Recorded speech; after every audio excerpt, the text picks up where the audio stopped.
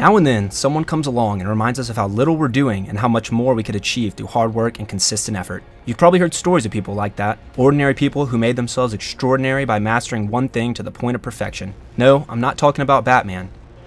Out to Cycli, back to Smith, shoots the post up, good, and a foul! This story is about the greatest basketball player to ever play, Michael Jordan. Michael Jordan is no doubt the GOAT of basketball. When he was on the court, he was the king. He achieved many impressive feats, including 6 NBA championships, 5 NBA MVPs, 1 Defensive Player of the Year, 2 Olympic gold medals, and was named the USA Basketball Male Athlete of the Year twice. Jordan was the face of the NBA for more than a decade. Because of his remarkable success, the 6'6" basketball player got people to believe he wasn't a normal human. Well, are they right? Is Michael Jordan the greatest player to ever play? That's for you to decide after hearing these 7 stories that prove Michael Jordan might be from another planet.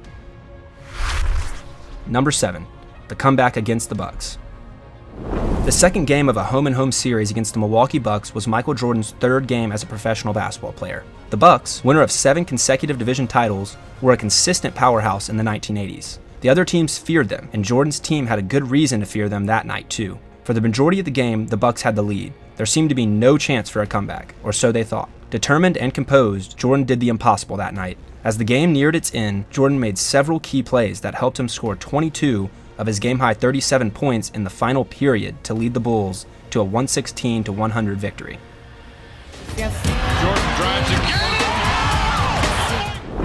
He's got a lot of poise, said Bucks guard Mike Dunleavy. There aren't many rookies that can step in and immediately dominate like he did tonight. When Jordan talked about the events of that night, he mentioned assuring his teammates they could still win regardless of the score. Jordan led his team to victory over the Bucks with pure determination and composure that night. It shocked everyone present, including Bucks coach Don Nelson, who had this to say about Jordan. MJ was sensational down the stretch. We couldn't do anything with him. We double-teamed him and he went over it. Number 6. Welcome back.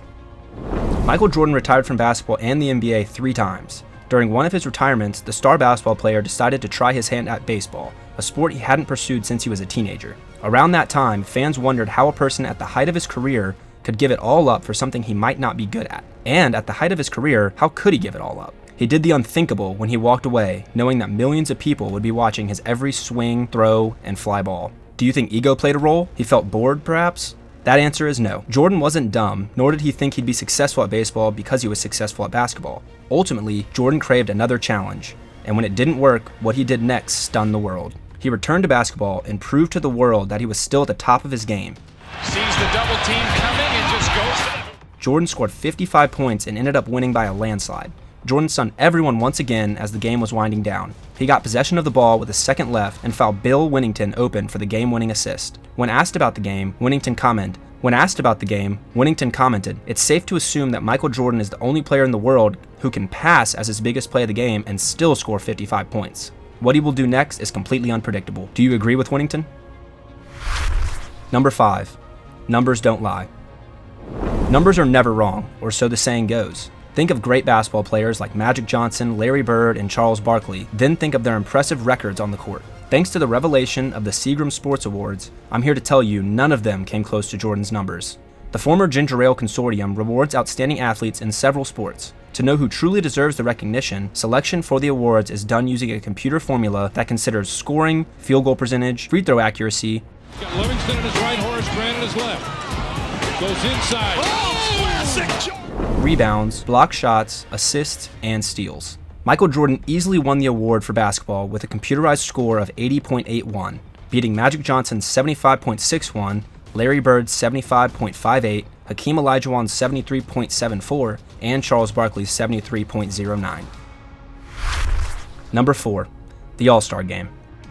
The All-Star Game in 1998 provided the ideal opportunity to demonstrate that despite having over a decade's worth of experience in the NBA, he is still able to compete on an equal level with the younger players and teach them how to play basketball. The All-Star Game in 1998 provided the ideal opportunity to demonstrate that despite having over a decade's worth of experience in the NBA, he was still able to compete on an equal level with the younger players and teach them how basketball should be played.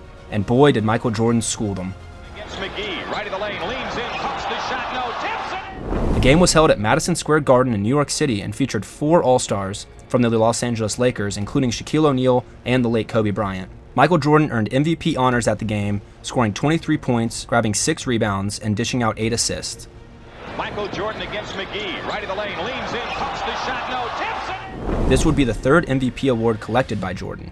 Michael Jordan led all the players in All-Star Game votes with 1,028,235 votes from the fans and shot the best field goal percentage. Compared with other players who had 10 shots or more, only Jordan and Grant Hill shot over 50% from the field, 55.6% from Jordan, and he was 10 for 18 from the field.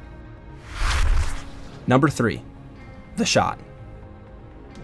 Many memorable events have taken place in Cleveland, but Michael Jordan's shot during the 1989 NBA playoffs is still one of the greatest plays to happen there. During the first round of the 1989 NBA playoffs, Jordan takes it coast to coast. Jordan hit a huge shot with 6 seconds remaining to put the Bulls up 99-98. After a timeout by the Cavs, Greg Elo hit a layup to give Cleveland a 100-99 lead to win the game, but Jordan had other plans. The events of that night were narrated beautifully by Bulls broadcaster Jim Durham on the radio. The inbounds pass comes into Jordan. Here's Michael at the foul line. The shot on Elo. Good! The Bulls win! They win! They beat the Cleveland Cavaliers. Michael Jordan hits at the foul line. 101-100. 20,273 in stunned silence here in the Coliseum. Jordan baseline left, Michael on the drive, jammed it with the right hand. Michael Jordan with 44 points in a game hit the shot over Craig Elo. What tremendous heroics we have had in Game 5 from both teams. What a spectacular series this has been. In my days in the NBA, 16 years, greatest series I've ever seen. Number 2. Not my first rodeo. The only man in basketball history to have such an unparalleled career did it again in the first half of Game 1 of the 1992 NBA Finals. Listen, no other player except Michael Jordan has ever won more titles, dunked more baskets, Right side hooks it left for Jordan.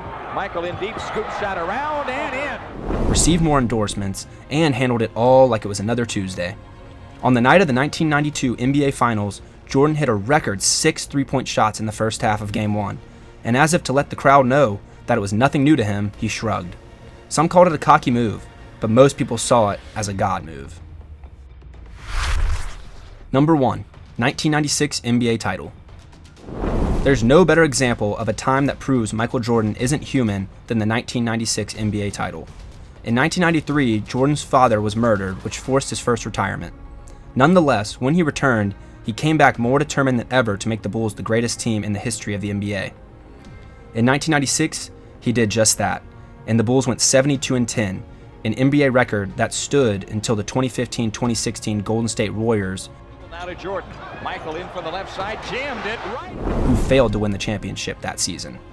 The Bulls swept the playoffs and won their second NBA title on Father's Day. It meant a lot to Jordan. He cried that day. A sweet reminder that despite his incredible talent, Michael Jeffrey Jordan is only human.